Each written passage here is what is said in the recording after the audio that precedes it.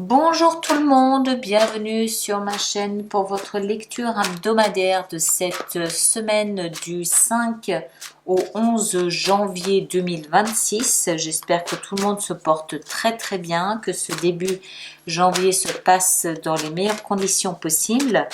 Alors voyons voir ce que nous avons pour cette semaine. Trois cartes, trois petites cartes pour nous donner le ton de la semaine. On en a deux déjà. La victoire, le chariot et encore une. On va les prendre les deux puisqu'elles se retournent les deux ensemble. On a la 9 d'épée et le roi d'épée. Alors, assez clairement, ces trois énergies semblent nous indiquer une victoire, une réussite, le triomphe sur quelque chose qui a été un combat. Alors évidemment, chacun le place dans le contexte de ce qu'il a vécu, un combat plus ou moins intense, un combat plus ou moins difficile, mais néanmoins un combat à son niveau. On est ici victorieux, grand vainqueur, on a gagné. Il y a pu y avoir un duel, il y a pu y avoir quelque chose de plus compliqué, de plus difficile. Mais on ressort avec cette sensation d'avoir été vraiment, d'être vraiment le gagnant cette semaine, d'avoir vraiment achevé quelque chose, éprouvé quelque chose, remporté quelque chose qui aura été quand même pas évident, quelque chose qui nous aura laissé avec quelques sueurs froides, quand même la nuit, des inquiétudes, des questionnements. Est-ce que je vais y arriver? Je vais pas y arriver? Pourquoi ça se passe comme ça? Pourquoi est-ce que c'est pas plus simple? Pourquoi c'est pas plus facile? Pourquoi moi? Pourquoi ceci? Pourquoi cela? Enfin, on voit ici avec la 9 d'épée, cette jeune fille qui s'interroge, qui baisse les bras par moments, qui est un peu en mode désespoir. On note quand même important que les épées représentent l'air, donc les pensées. C'est pas forcément factuel. Ça veut pas forcément dire qu'on est dans une période de difficulté. Ça peut aussi vouloir dire qu'on est dans une période de croyance négative. D'accord? C'est peut-être une période de déprime, tout simplement. Il n'y a pas forcément de faits compliqués et difficiles.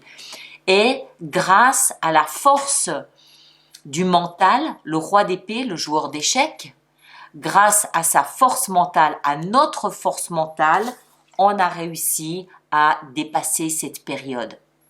Le roi d'épée, toujours grâce à son mental, à l'air, à ses pensées, il arrive au final à mettre de l'ordre là-dedans, il arrive au final à classer toutes ses pensées en disant non, il n'y a pas de raison que je baisse les bras, il n'y a pas de raison que je me laisse,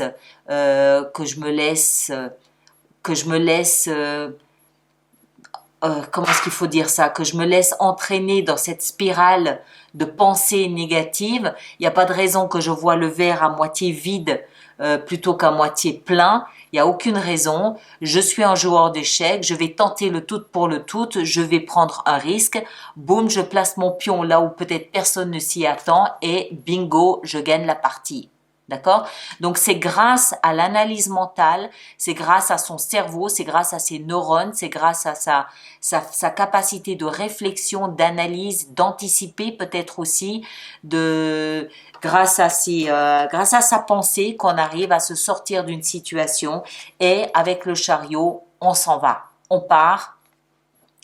Le chariot, il y a toujours cette notion d'équilibre entre des énergies négatives, entre des pensées d'échec, hein, on l'a vu, des pensées difficiles contrebalancées par des pensées idéales, de réussite, de je veux, de vision de la vie plutôt positive.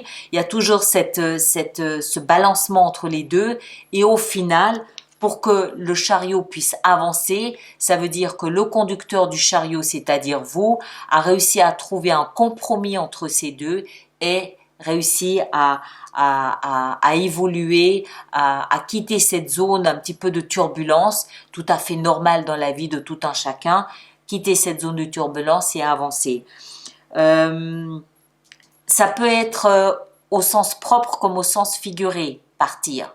D'accord? Ça peut être, je laisse cette période un petit peu compliquée dans ma tête derrière moi et je retrouve un sommeil sain et serein et reposant. Ou alors je pars, je fais ma valise, je m'en vais, je fais mon baluchon, je fais mes cartons et je m'en vais. Je quitte définitivement une zone, voilà. Mais on retiendra que c'est à la force de son mental. Enfin, c'est même pas une question de force, c'est la dextérité de son mental, c'est la capacité de réfléchir qui va nous faire comprendre que si on jouait un peu le jeu différemment, on peut simplement se sortir de là et être victorieux. Alors, on va voir si on a d'autres éléments avec ça. Donc, voyons voir ce qu'on a avec cette carte de succès et de réussite. 6 de bâton. Ah, l'épée. La réflexion toujours. Beaucoup d'épées, beaucoup de pensées cette semaine visiblement. Le chariot, eh ben tiens, le soleil. Le soleil. Et puis ici, le roi d'épée, on a la mort. Parfait. Ça illustre exactement, ça renforce un petit peu ce que je viens d'expliquer, mais on va aller plus loin, on va amener ça encore un petit peu plus loin. Cette période de, allez, on va dire de dépression, de déprime, de pensée anxiogène, qu'elle soit justifiée ou non, qui est peut-être lié au fait, qui est peut-être lié à l'hiver, qui est peut-être lié au froid, qui est peut-être lié au contexte économique, politique actuel, ou qui est pas lié à quoi que ce soit de rien du tout. C'est, voilà. On rappelle que les épées, ce sont des pensées. D'accord? Ça peut être juste une période comme ça, un peu de baisse, d'énergie. Ok. Le roi, il va réfléchir, il va se dire, il y a forcément une issue pour sortir de tout ça. Forcément. Comment est-ce que je peux bouger mes pions? Comment est-ce que je peux me comporter? Comment est-ce que je peux trouver une solution, une réponse pour me sortir de cette situation? Tout est dans l'épée. C'est-à-dire, tout est dans la pensée, tout est dans l'analyse, tout est dans la communication, tout est dans la réflexion. La pensée, c'est les neurones, c'est le cerveau. Une fois qu'il a trouvé, il met en place ce qu'il a trouvé avec la carte ici de la mort. La mort, c'est je mets fin à une situation, je stoppe mort, je stoppe une situation pour qu'une nouvelle situation puisse prendre sa place, tout simplement. Et ça passe par quoi? Ça passe par l'as d'épée, toujours l'épée. L'as d'épée a plus ici le rôle de verdict, de sanction, de vérité, de compréhension qui, d'un coup de couteau ici, un coup de hache, voilà ce que je pense, voilà ce qu'il en est, voilà ma vérité, voilà le verdict, voilà le fruit de mes réflexions, voilà ce qu'il en est, je décide que, je pense que, je mets un terme à quelque chose qui m'était anxiogène, quelque chose qui m'était difficile à vivre, en transformant la situation ou en me transformant, la mort, métamorphose. Donc la vérité, ça peut aussi être une prise de conscience, l'épée. Hein. Vous adaptez en fonction de ce que vous vivez, mais c'est boum, ça coupe, c'est tranchant et ça ne se négocie pas. C'est sans concession, ça tombe. Et ça tombe tellement fort que vous sortez victorieux vous sortez victorieux de quoi, en fait, de ça? C'est-à-dire que vous mettez un terme à quelque chose qui était tortureux, quelque chose qui était douloureux, quelque chose qui vous étirait, quelque chose qui était pas agréable. Vous sortez d'une zone qui était conflictuelle. Voilà. Ben, c'est ça, un champ de bataille. Vous sortez d'une zone qui était un champ de bataille psychologique, hein, ou émotionnel, ou réel. Peut-être qu'il y avait un vrai combat à mener pour je sais pas, pour un job, pour je sais pas quoi. Mais vous sortez d'un champ de bataille. Il n'y a pas d'autre mot. Vous sortez vainqueur. Pourquoi? Parce que vous avez rendu votre verdict. Parce que vous avez donné votre parole, parce que vous avez donné votre pensée, parce que vous avez établi votre vérité.